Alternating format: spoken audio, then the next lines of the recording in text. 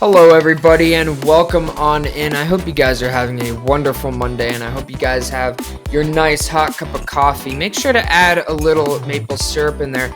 And if you guys are like me, where you go to the gym at 4 in the morning, add a little collagen in your coffee. I know that's like, what? That sounds disgusting. You don't really taste the collagen. You kind of like taste a weird sort of gluey texture, but you don't taste the collagen. So add a little collagen in your coffee. It's great for post-workout, I guess, muscular regeneration. And, it doesn't taste bad. So today we're going to be talking about the ketogenic diet. And, what even is the ketogenic diet? Well, I hope by the end of today's episode, you guys walk away from this knowing something about the ketogenic diet and about corruption in medicine and the nutritional industry, because there is a lot of it. But before we can get into the fun stuff, we have to kind of define our terms a little bit. And one term we need to define is something called gluconeogenesis. So what is gluconeogenesis? Well, we have all heard of glycolysis, right? Where you take a glucose molecule and you break it down into smaller molecules like pyruvate. And that's called catabolism, where you're breaking a big molecule down. That's called catabolism. But gluconeogenesis is called anabolism, where you're building a big molecule from tiny molecules. So with anabolism, you're taking pyruvate and you're converting it to oxaloacetate, then phosphoenolpyruvate, and on up around 12 different steps until eventually you make glucose. And that's an anabolic process. Now, why would our bodies do that? Well, the most, I guess, frequent answer, or the most relatable reason, would be if you've just come after a workout. So it's a beautiful Monday morning here. I just got back from the gym. And before I got back from the gym and replenished my glycogen stores were completely depleted. And we've talked about glycogen before. But if I had kept working out and had gone through my fat stores as well, eventually my body would start performing gluconeogenesis to synthesize more glucose for my cells. The other scenario in which we use our bodies use gluconeogenesis is when it enters a keto state, before our bodies enter a keto state, and we're going to talk about that in a little bit here. Another term that we need to define is VLDL, LDL, and HDL, those three. So VLDL stands for very low density lipoprotein. LDL is low density lipoprotein, and HDL, you guessed it, is high density lipoprotein. Now, high density lipoprotein is more commonly referred to as good cholesterol, okay? But VLDL and LDL, those two are commonly referred to as bad cholesterol. And now, for any of you guys who have listened to my podcast on any of your favorite podcast streaming services, you know that I have a vendetta against sugar. I don't really like sugar. That's why I'm slowly replacing the maple syrup in my coffee with collagen. I don't like sugar. Because sugar, in particular fructose, is the leading contributor of coronary artery disease and atherosclerosis. Now, because this is the YouTube version of this podcast, some of you guys watching this may have not heard my podcast on your favorite streaming services. So a brief abridged version of what fructose does is fructose, when you eat it, unless you eat fructose right after a workout, all of it is immediately converted to very low density lipoprotein, or VLDL. And that VLDL then moves from the liver, where it's created, to the muscles. And in the muscles, it's converted from VLDL to LDL, or low density lipoprotein. And this is where the issue begins, because when low density lipoprotein gets into the blood, it doesn't dissolve. So it kind of collects along your vascular endothelium, along the insides of your arteries and veins, right? And when it does that, your macrophages see this molecule and they eat it. And they think it's a pathogen, so they eat it. But unfortunately, when a macrophage ingests LDL, it becomes in a mobile cell called a foam cell. But those foam cells are still producing cytokines, which are your body's alert molecule that signals to the rest of the immune system, hey, there's danger here. There's an infectious agent. And so what happens? Well, more immune cells come there and they try and attack the foam cells and the LDL. And so then you just get this like big accumulation of plaque. And that's what atherosclerosis is it's this giant accumulation of plaque. And that is caused by fructose. Coffee break, sorry. That is caused by fructose. And so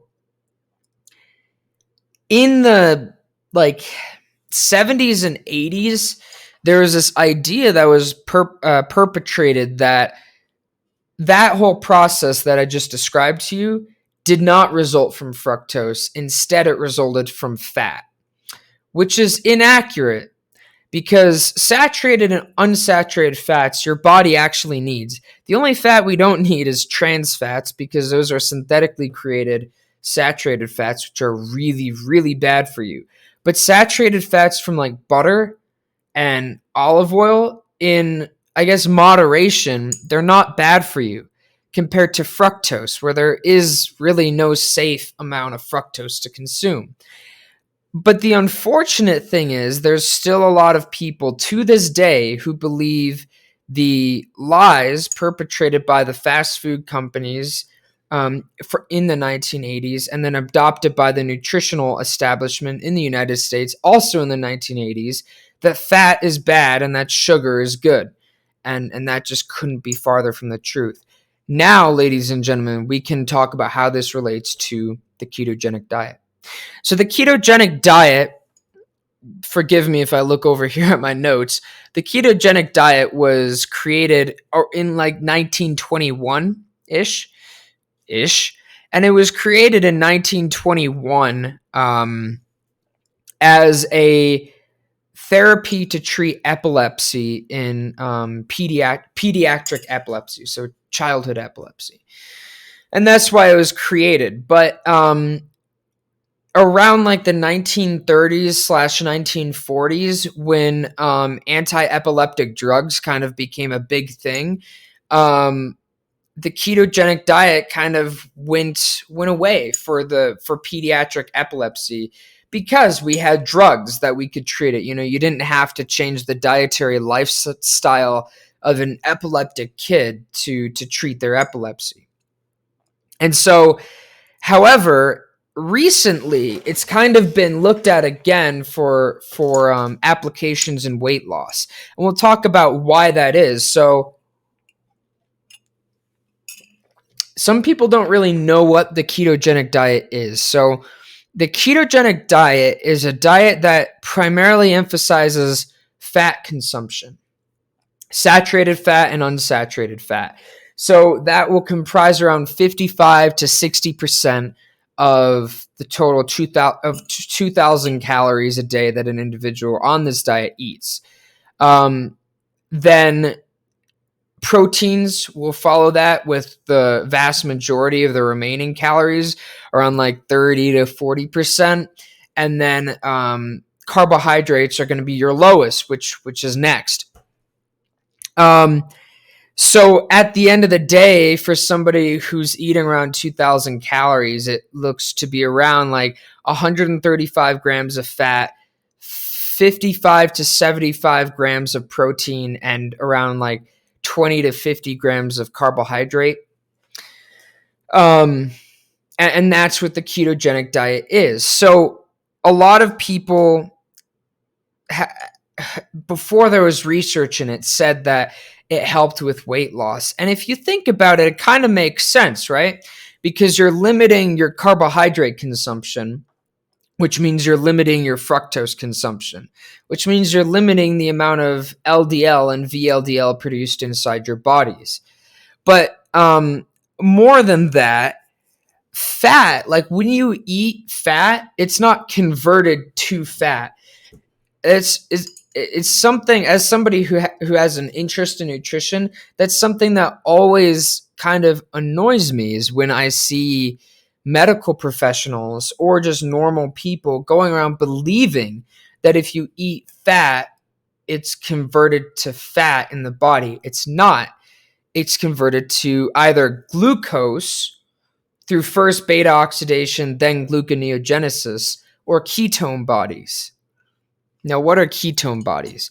Ketone bodies are a very, very, very, very reduced form of fats, both saturated and unsaturated fats, that are a very powerful energy source that's utilized by your brain, by your heart, and by your muscles. And I'll tell you, this is the primary energy form of your heart. So this is why you need fats in your diet, ladies and gentlemen, because your heart utilizes ketone bodies to run. Why? Because the energy required to break up the bonds in one ketone body molecule is far less than the energy required to break up the bonds in a glycogen molecule. And so your myocardiocytes need that quick energy, because you have about 2 million heartbeats in your lifetime. I think it's 2 million heartbeats in your lifetime. And your heart's beating constantly, and so it needs that energy, because you can't. That'd be a really bad thing if your heart was subject to muscular fatigue. That would that'd be really, really bad. And so they use ketone bodies. Now your skeletal muscle, like this guy here. Yes, I have a giant microbe version of a skeletal muscle. See, he expands. So your skeletal muscle here utilizes ketone bodies as well, but to a lesser extent than the heart does. Your brain can also use ketone bodies, and this is really important because ketone bodies are so small, they can cross the blood-brain barrier, and your brain actually really likes ketone bodies. So the ketone diet, you might as well call it that. The ketogenic diet is dependent on getting your body to a state of ketosis, as it's called. And what ketosis is it's when you're no longer producing glucose through gluconeogenesis, or at least you are, but it's nowhere near as much as you were previously. And instead, your body is primarily running on ketone bodies for energy. Now, what are some of the health effects of this? Because I think this is something everybody wants to know. And this is where it gets a little complicated, because there have been short-term studies on what the health effects are of a ketogenic diet for short-term. Let me just read you some here. So the most short-term side effects are pretty minor. They just include nausea, vomiting, headache, fatigue, dizziness, insomnia, difficulty in exercise tolerance, constipation, and this is colloquially called keto flu. Now, does this last forever? No, it lasts the symptoms resolve between a couple days, like 5 days or 3 days, to like 2 weeks. So after that, you don't really have any symptoms. But there's very little research into what some of the long-term health effects are. There are a few that we know of, like hepatic steatosis, hyperproteinemia. So what is hyperproteinemia? That's when you have too much protein. Kidney stones, and vitamin and mineral deficiencies. Vitamin and mineral deficiencies because you're focusing on fats, right? So a lot of the vitamins and minerals you get are from carbohydrates, like fruits and vegetables. And so if you're not consuming enough of those, you may be deficient in those minerals. But other than that, we don't really know what the long-term health effects are. And we don't know really if there's a long-term benefit to it. But what it does appear is that there is a weight loss benefit to the keto diet because your body is switching to ketogenesis, which in a way is increasing your metabolism, number one.